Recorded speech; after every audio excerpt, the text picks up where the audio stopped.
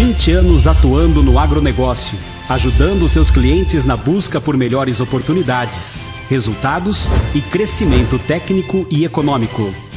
MBF Agribusiness.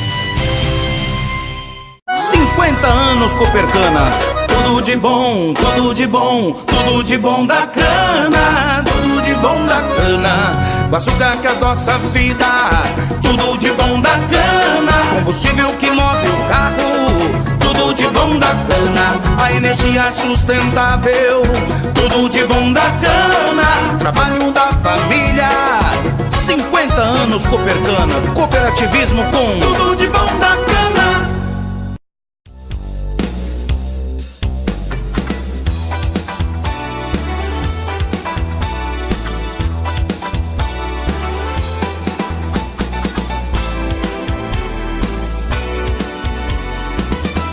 Olá, estamos iniciando mais uma edição do TV Brasilagro, programa produzido pela STZ TV e UHF, canal 59, Sertãozinho, Estado de São Paulo. Você pode assistir a íntegra de todos os nossos programas visitando o nosso site www.brasilagro.com.br.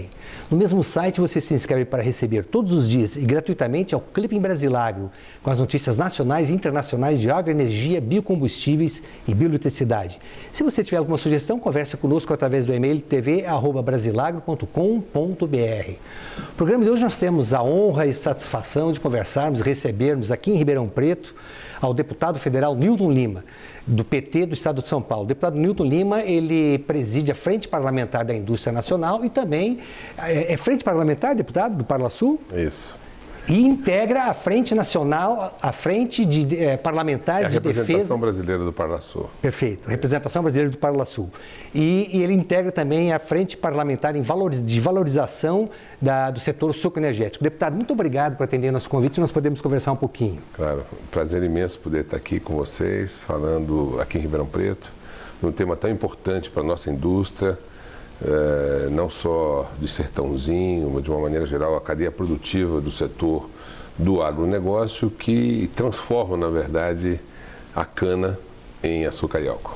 Deputado, nessa próxima quarta-feira, 9 horas da manhã, em Brasília, uma reunião que o senhor está coordenando, levando empresários da indústria de base, uma indústria que está sofrendo os efeitos dessa crise da cadeia produtiva sucroenergética. Qual é o objetivo dessa reunião?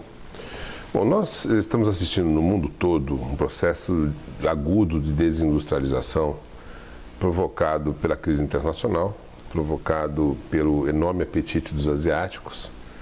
E todos os países, de alguma maneira, têm hoje uma maior responsabilidade em fazer com que a sua indústria manufatureira, de alguma maneira, seja comercializada. Portanto, nós temos um excesso de oferta no mundo todo, que prejudica a indústria nacional, sem falarmos de qualquer país, particularmente no nosso, sem falarmos de um tema do câmbio, que também é uma variável muito importante nesse sentido. Nós temos um governo, no governo federal, o governo da presidenta Dilma, uma política chamada Plano Brasil Maior, política industrial, que tem atacado essa questão sob vários ângulos. De uma maneira geral para a indústria manufatureira, com resultados positivos para alguns setores, outros ainda não suficientes. Eu falo, por exemplo, na redução do custo da energia, na desoneração da folha de pagamento, que começou com 14 setores, eu mesmo presidi uma das medidas provisórias, uma das comissões especiais que tratamos das primeiras desonerações que transformam o fundo de garantia 20% no recolhimento de 1 a 2% do lucro líquido, e que, com o apoio da Confederação Nacional da Indústria, de várias empresas, de várias entidades de classe, inclusive da própria ABIMAC, acabou sendo levada para quase 60 setores da nossa indústria, da nossa economia de uma maneira geral, com investimentos ou desonerações da ordem de 80 bilhões de reais para ajudar o empresário nacional. Programas fortes de crédito com o BNDES, programas fortes que compram colheitadeiras, compram máquinas. Um exemplo concreto, o governo federal tem dotado os municípios de até 50 mil habitantes de uma retroescavadeira, uma patrol, um caminhão basculante, feitos no Brasil por um dos programas importantes, que é o chamado poder de compra, margem de preferência que outros países do mundo adotaram, e pela primeira vez nós estamos conseguindo, aprovamos no Congresso a proposta da presidenta. Então, isso está ajudando de alguma maneira a que o próprio recurso público, por intermédio do governo, compre equipamentos, gerando, portanto, melhores condições e mais emprego na nossa indústria. Existem, não obstante, dificuldades setoriais, e essa cadeia produtiva que concentrada, sobretudo, na região de Sertãozinho, que envolve empresas de base metalmecânicas e que produzem os equipamentos que vão desde a colheita até a moagem da cana e todo o processamento até o produto final do açúcar e álcool, vem sofrendo dificuldades importantes. A SEISI, que é a entidade que os representa, tem procurado alertar na sociedade, o governo, das dificuldades dos fabricantes. Houve reduções importantes no quadro de funcionários, com demissões, o que traz problemas sociais, e o prefeito de Sertãozinho, Gimenez, tem apontado essas dificuldades, porque um conjunto de fatores vem afetando isso. A defasagem do preço entre o álcool e a gasolina diminuiu o volume de álcool no sistema energético dos veículos. A situação de câmbio, que nós já nos referimos, que pega todos os setores de uma maneira geral, é muito, muito grave. Um processo grande de aquisição de empresas nacionais por grupos estrangeiros que têm sua própria política de manutenção e de compra de equipamentos. Enfim, um conjunto de ações que tem provocado, até na própria indústria canavieira, pela diminuição da produção, atrasos nos processos de manutenção das suas linhas de produção, o que acaba fazendo com que toda a cadeia produtiva sofra. Nós, então, resolvemos fazer este evento, especificamente, por intermédio do SEISI lá, um café da manhã que vamos fazer, juntando duas frentes importantes e chamando órgãos do governo, dos vários ministérios. Então, a Frente Parlamentar em Defesa da Indústria Nacional, que eu tenho a honra de presidir, se junta os seus esforços à recém-criada Frente em Defesa do setor sucroenergético, particularmente, que é hoje presidida pelo deputado Arnaldo Jardim, e nós estamos juntos nessa empreitada de procurar ajudar os empresários no diálogo com o governo. Esse é o papel que o parlamento pode fazer, estreitar mais as relações entre setor produtivo, governo federal, embora o assunto também interesse a outros governos, particularmente diz respeito ao Estado de São Paulo, para discutirmos os temas, não só especificamente de desonerações, de impostos, que tem sido uma marca do governo federal, mas também outras medidas que possam vir a impulsionar o setor no que diz respeito ao próprio aumento da produção das usinas e, portanto, das empresas que produzem os equipamentos metalmecânicos para essas usinas. Deputado Newton Lima, o senhor participou ativamente na elaboração, foi um dos responsáveis, na elaboração dos planos do governo do ex-presidente Lula. O senhor também participou da elaboração do plano de governo da presidente Dilma. Pode-se entender que esse café da manhã, dessa próxima quarta-feira em Brasília, é um primeiro sinal de reaproximação do setor como cadeia produtiva com o governo da presidente Dilma?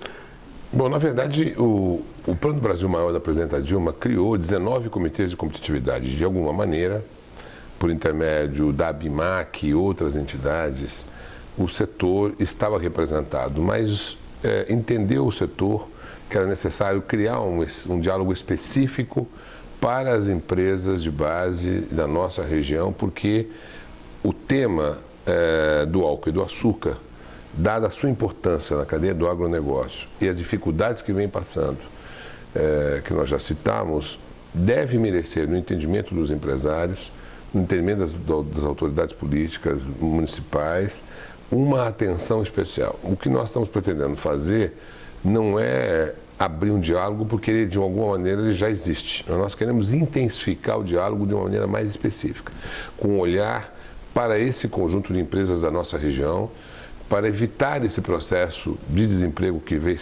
sendo acentuado pela falta de demanda na aquisição dos equipamentos que são produzidos para essa linha de produção. Então, especificamente, não se trata de abrir um diálogo, mas de intensificar com um olhar mais cuidadoso, e por isso nós vamos levar ao Ministério das Minas e Energia, que cuida da parte energética, representando o Ministério da Agricultura, do Ministério da Indústria e do Comércio e também do Ministério da Fazenda, uma vez que os temas de desoneração passam necessariamente pela pasta.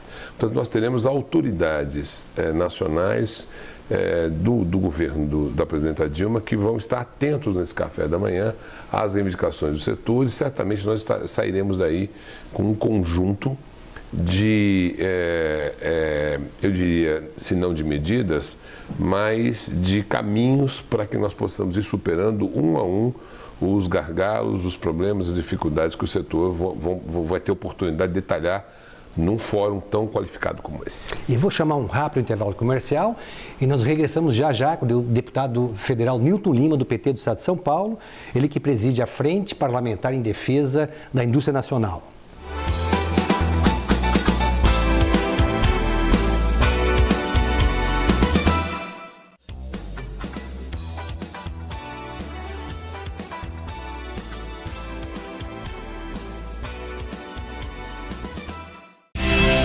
Anos atuando no agronegócio, ajudando seus clientes na busca por melhores oportunidades, resultados e crescimento técnico e econômico.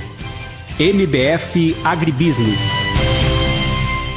50 anos Copercana, tudo de bom, tudo de bom, tudo de bom da cana, tudo de bom da cana. Pesquisas que transformam, tudo de bom da cana, tecnologia, tudo de bom da cana, para a economia, tudo de bom da cana, e para o produtor, 50 anos Copercana, cooperativismo com tudo de bom da cana.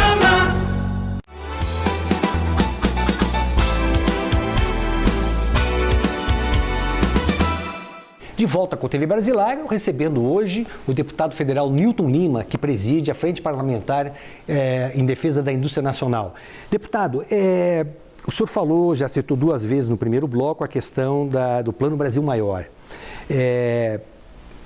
Nós participamos, inclusive, de reuniões no Palácio do Planalto. Numa das reuniões, inclusive, o ex-presidente do CESIBR, Adésio José Marques, foi convidado e assumiu um cargo de conselheiro. E nós temos acompanhado, temos inclusive escrito... No Conselhão. No Conselhão. Não é o Conselhão, não. É o conselho que forma o Plano Brasil Maior, sim, que integra o Plano Brasil Maior. Coordenado pelo Ministério do Desenvolvimento. Exatamente. E o ministro Fernando Pimentel. Isso.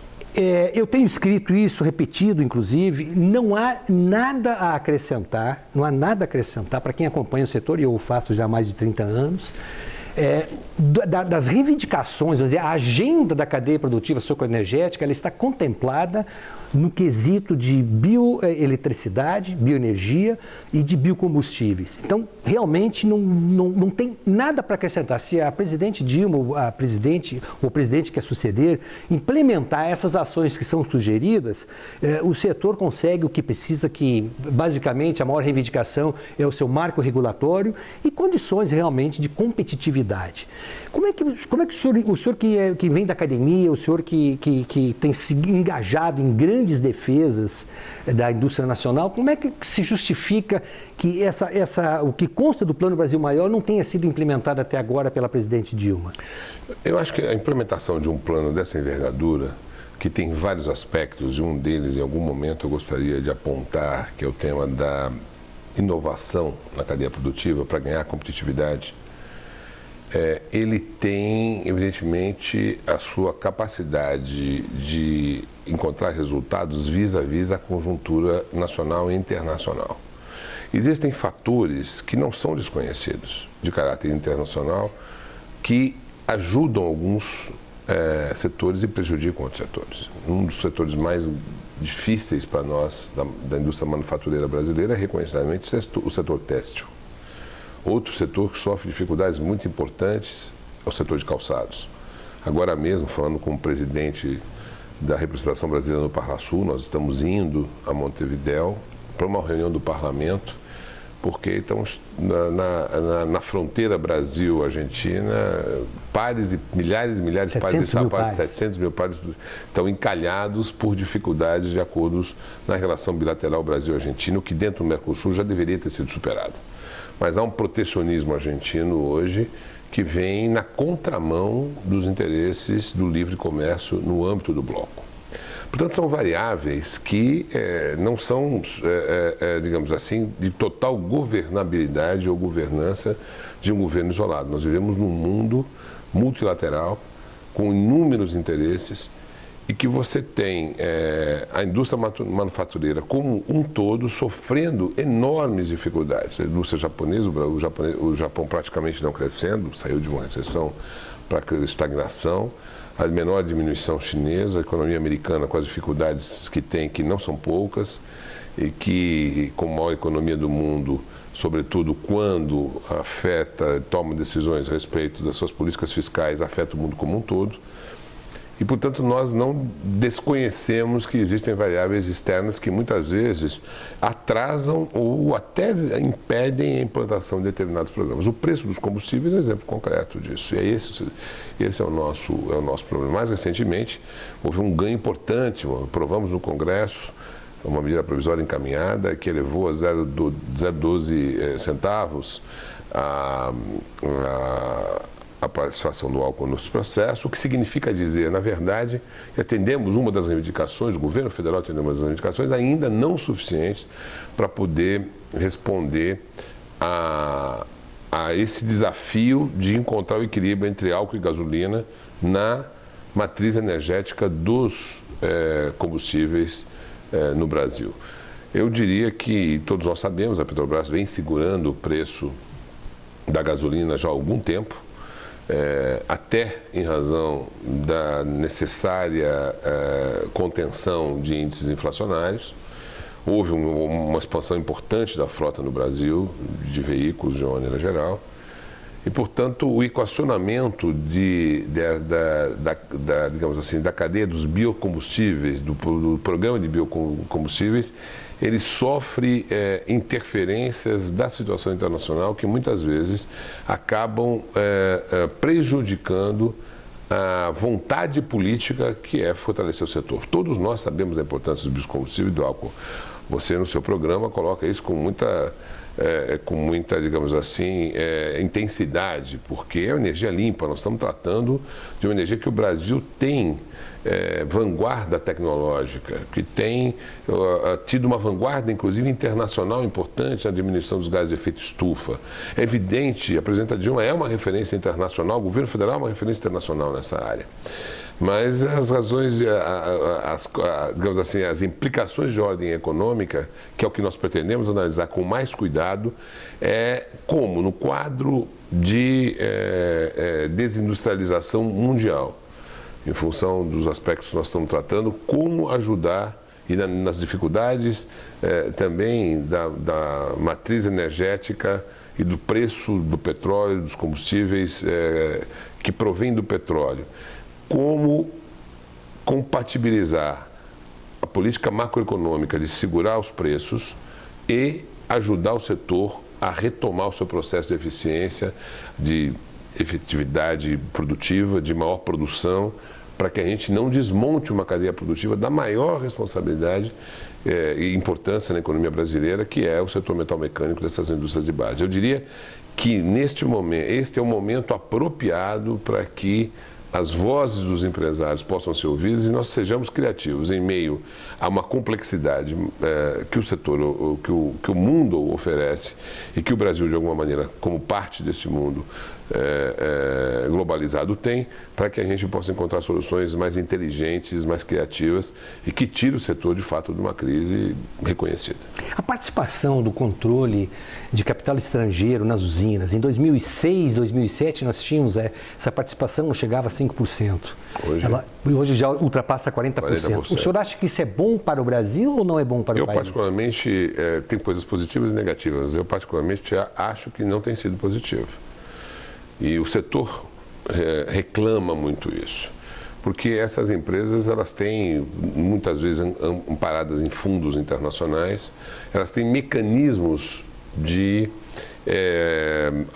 próprios, eu diria autônomos, de equacionar a sua produção com instrumentos que as indústrias nacionais não têm. Portanto, há uma competitividade que, se não é desleal, ela é não isonômica.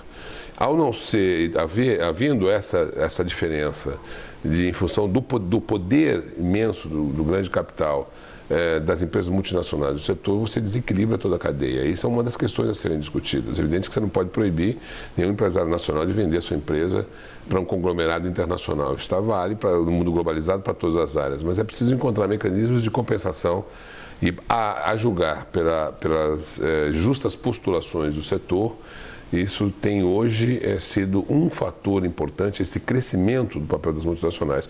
E o não diálogo desse setor com as nossas empresas de base, indústrias de base, tem sido um dos setores que tem diminuído a produção das nossas empresas, dos equipamentos que compõem a cadeia produtiva do setor sucroenergético. Nós tivemos, inclusive, no último mês de agosto, a realização de mais uma das edições da FenaSucro.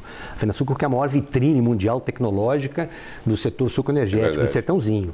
E houve uma reclamação muito grande por parte de expositores nacionais em relação à participação de grupos da Índia, grupos da França também, grupos que muitas vezes não têm a tecnologia, não têm a expertise que o Brasil tem nessa questão de agroenergia e biocombustíveis e bioeletricidade, e que, no entanto, estão vindo de uma maneira muito agressiva, tentando atuar de uma maneira muito agressiva, eu diria até hostil, junto às usinas brasileiras. O senhor acha que isso aí é uma questão que deve-se ter uma cautela grande também? Deve-se colocar na mesa, que é o que nós vamos fazer nesse café da manhã. É preciso que o Brasil também trabalhe com um mecanismo de salvaguardas. Não é dentro dos marcos da Organização Mundial do Comércio, sem que nós possamos cometer os equívocos que outros países o fazem, como foi feito na área do algodão, que os Estados Unidos já foram punidos pela OMC por todo o ultraprotecionismo que prejudicou as nossas indústrias. É preciso que, sem que a gente caia nos exageros, a gente também defenda o nosso setor produtivo e estabeleça políticas mais claras também no que diz respeito às defesas comerciais. Esse balanço é que nós vamos ouvir, certamente de uma maneira muito mais cuidadosa. Já havia aparecido durante a AgriShow aqui em Ribeirão.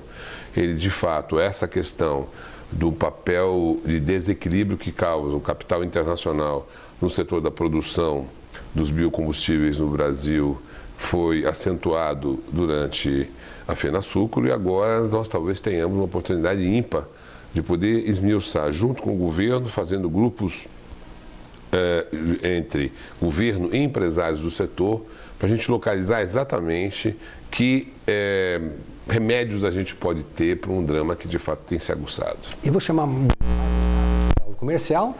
Nós regressamos já em seguida com o deputado federal Newton Lima, do PT do Estado de São Paulo.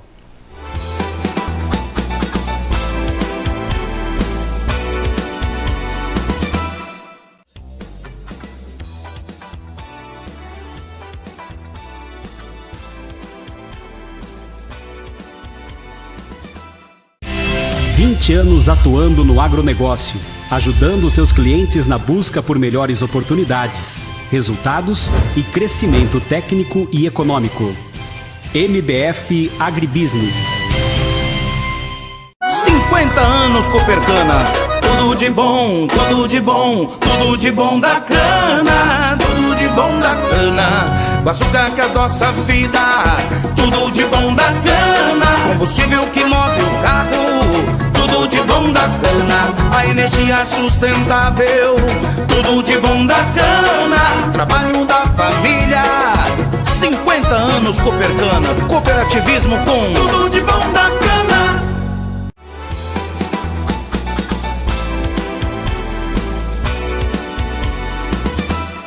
De volta com a TV Brasilagro, tendo a honra, o privilégio e a alegria de conversarmos aí com o deputado federal Newton Lima, do PT do Estado de São Paulo, ele que preside a Frente Parlamentar em Defesa da Indústria Nacional. Deputado, o senhor falou de mercados, de efeitos de competição, competitividade do mercado internacional. A indústria de base da canavieira, ela vem desenvolvendo já há muitos anos, há muitas décadas, na verdade, desde o começo já do Proálcool, final de 75, 76, vem desenvolvendo um trabalho muito interessante em regiões onde se produz cana. E nós podemos imaginar um globo terrestre à nossa frente, nós temos aqui o Brasil e podemos subir até praticamente Miami, o estado da Flórida, Miami, aquela região, produz-se cana. Depois nós temos na África, onde a Embrapa e o próprio presidente Lula fez um trabalho muito positivo, trabalho que foi seguido pela presidente Dilma. Depois nós temos a Indonésia, temos a Austrália e mais alguns países ainda, países que têm naturalmente comprado equipamentos da nossa indústria de base. E essas indústrias hoje reclamam que a competitividade feita com as indústrias de outros países tenha prejudicado muito, porque as condições não são condições iguais para a exportação. Eu lembro que em 2007, 2008, o Brasil participou de uma concorrência para a construção de 10 destilarias na Colômbia. Até a véspera estava tudo certo, essas 10 destilarias viriam para ser produzidas aqui na região de Sertãozinho, na região de Piracicaba, e, no entanto, uma empresa da Índia assumiu, acabou vendendo com preço inferior, não tinha a tecnologia, isso ficou comprovado depois. A pergunta que eu lhe coloco é o seguinte: de que maneira a gente pode fazer para alavancar também, ou se criar um clima, um ambiente favorável para a alavancagem de exportação dessa indústria, dessa tecnologia que nós temos para a indústria de produção, de transformação de água, energia em biocombustíveis e bioeletricidade? Na minha opinião, fortalecendo o Mercosul.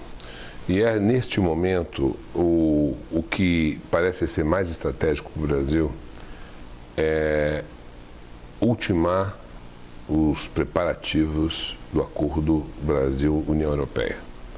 E nesse particular, nós introduzirmos dentre os produtos que vão ser gradativamente nesse acordo que está sendo construído, se não houver interferência de outros países do Mercosul, mas se nós conseguirmos colocar na mesa de negociação para o livre comércio produtos manufaturados nossos, quando a gente é campeão de tecnologia, e nesse caso específico do setor de biocombustíveis, nós temos uma expertise rigorosamente maior, e falo isso até com orgulho de quem acompanhou a implantação desse processo no campus da Universidade Federal de São Carlos de Araras, que era do Planalçuca. Nós somos pioneiros na produção de melhoramento genético das nossas plantas, nós temos processos de fermentação diferenciados. Outros países entraram em linhas que são muito mais caras ou copiaram nossos processos com rendimentos inferiores, como é o caso da Índia, como você citou. Se nós tivermos no problema, portanto, das taxas de importação, no problema tributário, ações mais agressivas, é possível que nós consigamos, de alguma maneira, exportar a nossa expertise em condições mais compatíveis. Eu acredito muito na abertura do comércio internacional, porque, sobretudo nas áreas que nós temos reconhecidamente vanguarda, e nós estamos falando de um setor de vanguarda, como um dos mecanismos importantes para a intensificação das exportações para a União Europeia. Para, como você falou, a relação já Sul-Sul, intensificar, aí não seria particularmente o bloco, mas a própria relação do Brasil com a África pode e deve ser intensificada para que a gente possa levar os nossos equipamentos para ajudar os nossos irmãos africanos a produzirem. Agora, me importa muito discutir o fortalecimento do bloco Mercosul para que nós possamos levar a nossa tecnologia para os outros países que estão chegando. A Venezuela está chegando. O Brasil exporta muito equipamento tem um escritório da BIMAC em Caracas, exportando muitos equipamentos produzidos. Usinas, chave na mão, foram produzidas aqui. Produzidas aqui e levadas para lá. Exatamente. Nós queremos levar para mais países. Exatamente. Há uma perspectiva da Bolívia entrar no bloco, há uma perspectiva importante do Equador entrar no bloco, Suriname e a Guiana, de alguma maneira, na última reunião que participei, em Montevidéu, já apontam na direção desta aproximação. E eu entendo que se hoje já o nosso mercado exportador para a América do Sul está na ordem de 45% neste setor, no segmento, melhor dizendo, de bens e capital, pode e deve aumentar com o adensamento do bloco como um todo. Eu reputo, uma das reuniões mais importantes vai acontecer em Caracas, em janeiro, entre os chefes de Estado, porque com a reintrodução do Paraguai e o refortalecimento do bloco, nós possamos ter no comércio exterior reduções tarifárias importantes que nos beneficiem no setor naqueles que certamente nós temos condição de competitividade internacional. E o setor bioenergético é claramente reconhecido como um setor de vanguarda. Na última quinta-feira, o presidente da Petrobras Biocombustíveis, Miguel Rossetto, ele assinou na cidade de São Luís Gonzaga, no Rio Grande do Sul, talvez um dos mais importantes convênios da história da cadeia produtiva sucroenergética. Por que isso? Porque é um convênio com a Embrapa para o desenvolvimento de mudas de cana-de-açúcar para aquela região. O senhor sabe que houve um estudo patrocinado pelo governo do Reino Unido, envolvendo técnicos e profissionais da Embrapa e da Unicamp, que fizeram um estudo sobre os efeitos do aumento das temperaturas nas principais culturas agrícolas brasileiras. E no que tange a cana-de-açúcar, ficou bem claro o seguinte: Nordeste e Norte deixa de ser competitivo, o que já está acontecendo, e aí nós baixamos, e aí nós teremos uma última grande fronteira agrícola, que é essa região de São Luís Gonzaga e São Borja, no Rio Grande do Sul. Nós do Brasilago já fomos várias vezes a São Borja, participamos de vários encontros, inclusive com o ex-ministro Roberto Rodrigues, com outros técnicos aqui do IAC, para discutir essa possibilidade de se implantar ali no Rio Grande do Sul, naquela região, que era uma região que antigamente produzia soja, mas o aumento da temperatura já expulsou a soja, e nós temos ali condições perfeitas, idênticas às condições que nós temos aqui na região de Maringá, no Paraná, ou mesmo aqui no interior do estado de São Paulo, para a produção da cana-de-açúcar. E faltava essa implementação. E lembrando ainda, deputado Newton, que o maior comprador de etanol passa a ser a Braskem, no polo de Triunfo, para a produção da álcool química, do plástico verde. Isso. E cerca de uma estimativa de 2 bilhões de litros, que hoje são totalmente importados do Rio Grande do Sul. Eu queria que já na abertura do próximo bloco o senhor me respondesse a importância desse convênio da Petrobras com a Embrapa para desenvolvimento de mudas de cana, e de que maneira também, uma vez que a localização geográfica dessa região ela é muito interessante. Ao sul nós temos o Uruguai, onde a ANCAP já tem uma usina, uma destilaria, produz açúcar, produz etanol com tecnologia brasileira. 150 quilômetros acima nós já estamos no Paraguai, onde várias destilarias, várias usinas com tecnologia brasileira já produzem. E atravessando o rio, nós temos ali uma região muito grande, muito próspera da Argentina, que só produz açúcar. Quer dizer, dentro disso que o senhor falou, Parla Sul, Sul-Sul, que potencial que o senhor enxerga que a gente possa desenvolver com a nossa tecnologia verde e amarela para a instalação de novas usinas nessa região? Mas isso o senhor responde na abertura do próximo bloco.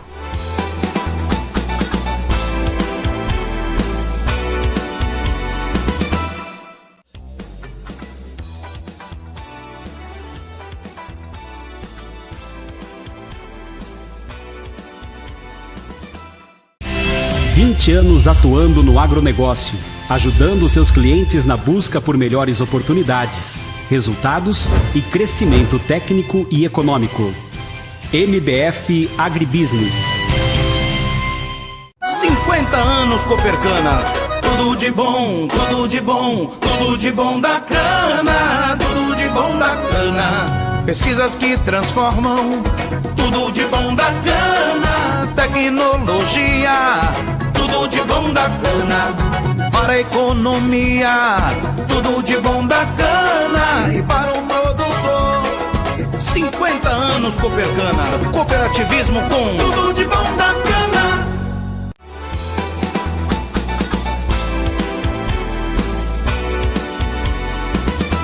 De volta com o TV Brasilago, conversando hoje com o deputado federal Newton Lima, que preside a Frente Parlamentar da Indústria Nacional e que nessa próxima quarta-feira se reúne com um grupo de empresários da indústria de base, empresários que integram o 6IBR, o Centro Nacional das Indústrias do Setor Sucroenergético e Biocombustíveis, num café da manhã em Brasília, reunindo também representantes de vários ministérios para discutir uma agenda comum em defesa da cadeia produtiva sucroenergética.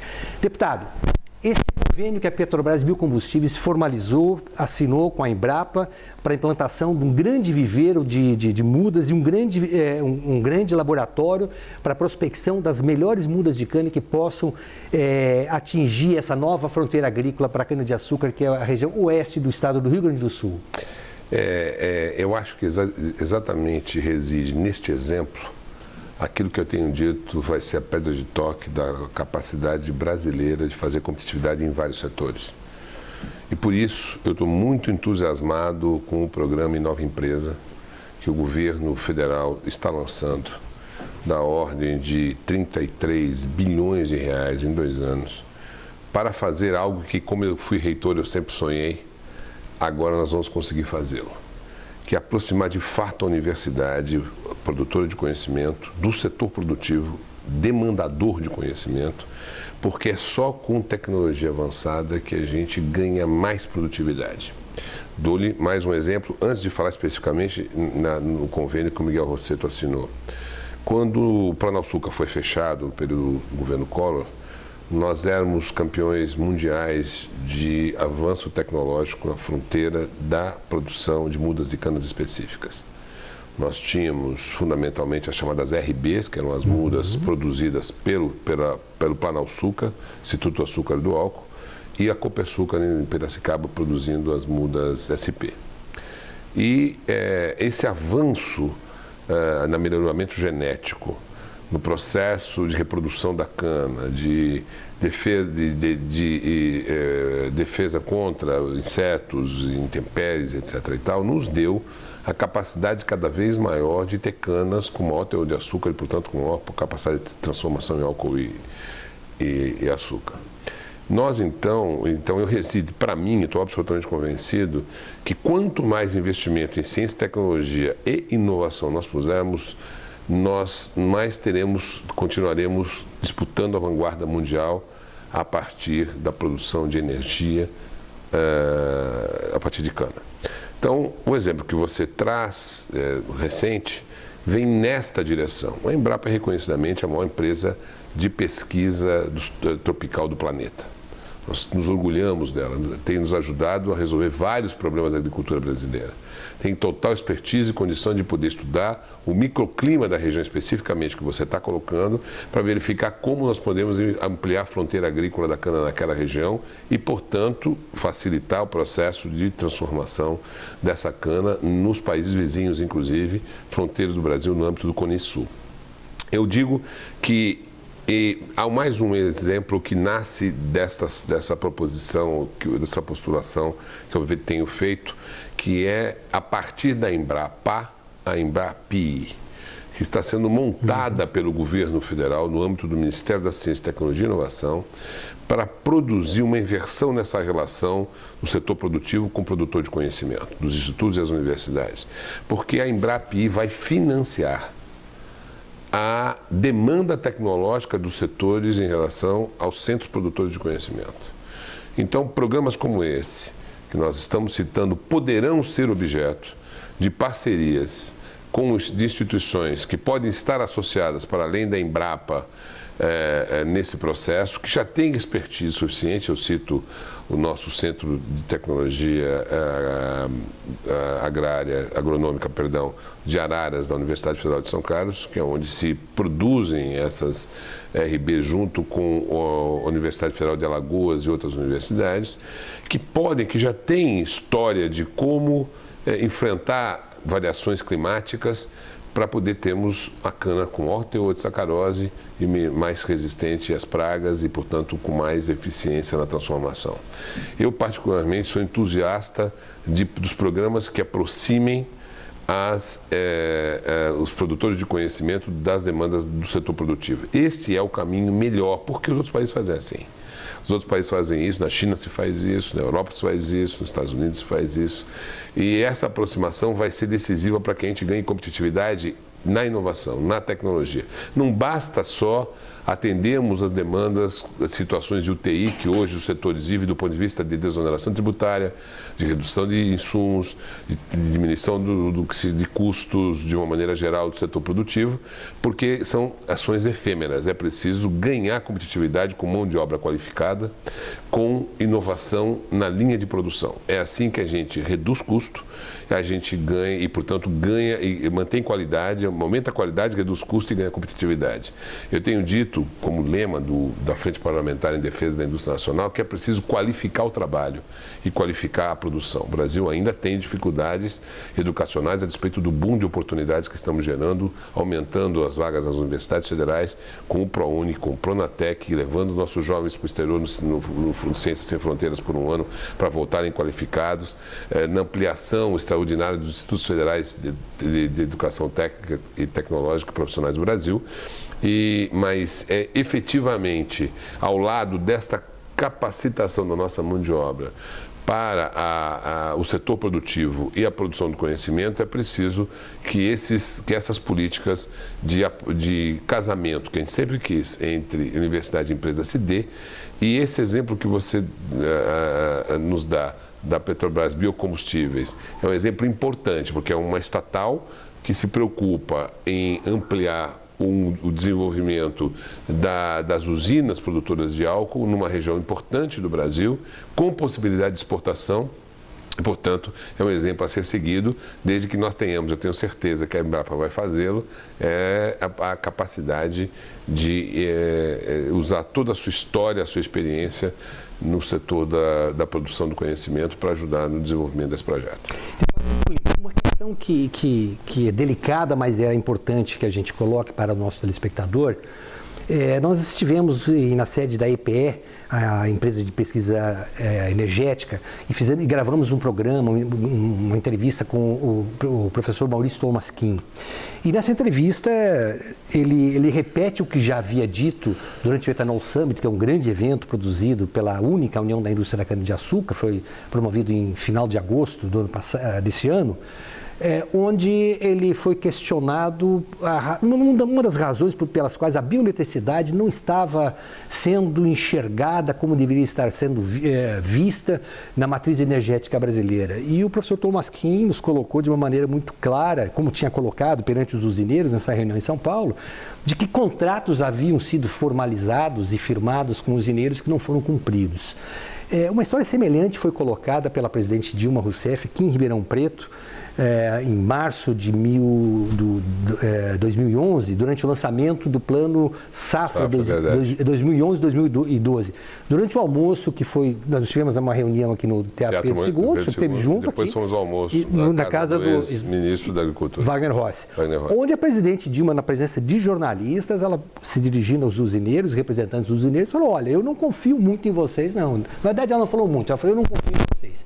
E depois eu fui procurar saber, realmente compromissos de grupos de usineiros que haviam sido firmados com ela enquanto ministra das Minas e Energia. Depois o pessoal corria lá do presidente Lula e dizia tudo que havia combinado e procuravam fazer novos acordos.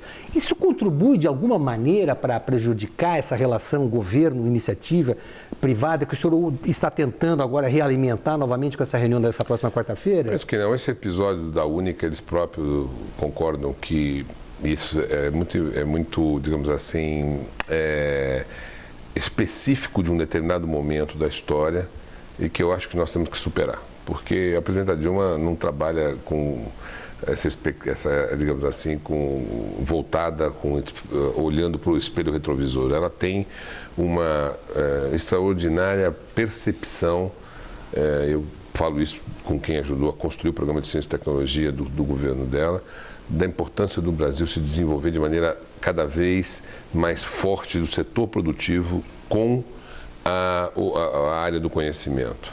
Nesse caso específico, ela se refere às histórias anteriores. De fato, nem todos os usineiros se comportaram da forma com que os contratos, os acordos foram definidos. Mas eu não vejo isso hoje como um problema. O nosso problema maior hoje está certamente nas variáveis internacionais e nas suas influências do mundo globalizado, que o Brasil precisa se preparar cada vez mais. Nós ficamos durante 2 décadas perdidas, deixando de fazer investimento em educação e em inovação tecnológica. Você sabe, acompanha. O Brasil, há 10 anos atrás, antes do presidente Lula assumir, aportava apenas 0,9% do seu PIB, da sua riqueza, em ciência, tecnologia e inovação.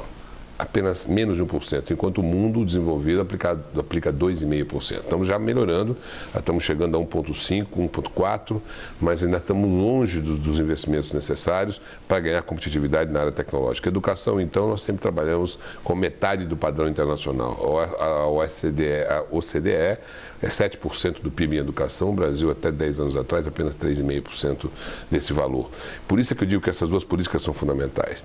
E enfrento essa pergunta que você fala com a convicção de que o que a presidenta Dilma quer é uma aproximação, setor produtivo, governo, com as universidades, por isso o Plano Brasil Maior que ela traz, a Embrapa que ela produz como uma proposta de política pública nova, para que de fato a gente possa ter uma nova relação entre o setor produtivo, o governo e, por que não dizer também, os institutos e as universidades. O que eu pretendo e espero desse café da manhã que nós vamos estar fazendo é esse olhar. Por isso nós estaremos lá com representantes de vários segmentos do governo, para que os cerca de 30 empresários que se deslocarão a Brasília possam falar com muita franqueza. E a gente possa ouvir também do governo as suas frustrações. E nós possamos superar dificuldades e frustrações com a proposta de uma agenda positiva que venha ajudar um setor tão importante, gerador de tanto emprego, tanta riqueza e que nos orgulhamos tanto na região de Sertãozinho, de Ribeirão Preto, que é a produção da energia a partir da biomassa da cana. Deputado, ao final do programa, ele cumprimentar essa iniciativa. O próprio deputado Arnaldo Jardim, num dos programas anteriores que gravamos com ele, ele deixou claro, mostrando a importância desse café da manhã. Não recordo, sinceramente, nos últimos 5 anos de um evento político, nem a criação das frentes parlamentares tem a importância que pode ter essa reunião, porque essa reunião representa um avanço realmente gigantesco no sentido de se abrir um diálogo da classe produtora, da classe que tem expertise, tem tecnologia, que emprega, gera renda, distribui empregos por esses grotões desse Brasil afora. E eu acredito que nós possamos realmente, a partir de agora, ter um novo horizonte, graças a essa iniciativa que o senhor cria, que o senhor viabiliza. Então, eu quero, nesse final do programa, agradecer ao senhor por essa iniciativa, agradecer a sua presença aqui e convidá-lo para que, em outras oportunidades que o senhor puder voltar, a gente possa conversar um pouquinho mais e falar dos avanços que nós estamos tendo aí nesse seu trabalho.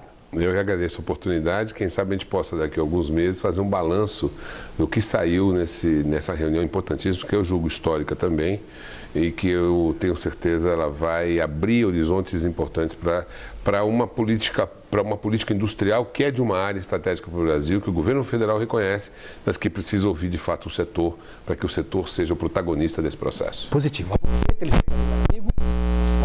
Nós voltamos na próxima semana com um novo entrevistado do TV Brasilago. Até lá, muito obrigado.